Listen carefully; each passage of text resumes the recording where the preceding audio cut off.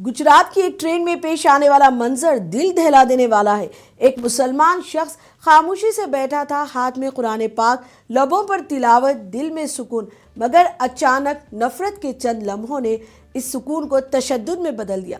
सोचिए, किसी को सिर्फ इसलिए मारा जाए कि वो अपनी मुक़द्दस किताब पढ़ रहा है। ये सिर्फ एक शख्स पर हमला नहीं, ये एक मजहबी आज़ादी पर हमला है। सिर्फ एक शख्स पर हमला नहीं, ये मजहबी आज़ादी पर हमला है। ये इंसानियत के वक़ार पर हमला है। किसी भी मज़हब के मानने वाले को, चाहे वो कुरान पढ़े, गीता का पाठ करे या बाइबल की तिलावत, इसे खौफ में जीने पर मजबूर करना जुल्म है। ईमान ज़ाती मामला है, तशद्दुद कभी इसका जवाब नहीं। हमें यह तय करना होगा कि हम नफ़रत के साथ खड़े हैं या अमन के साथ। हम खामोश रहेंगे या इंसाफ की आवाज़ बनेंगे। आइए इंसानियत, इज़्ज़त और अमन के लिए खड़े हों, क्योंकि नफ़रत वक्ती हो सकती है मगर इंसानियत हमेशा ज़िंदा रहती है।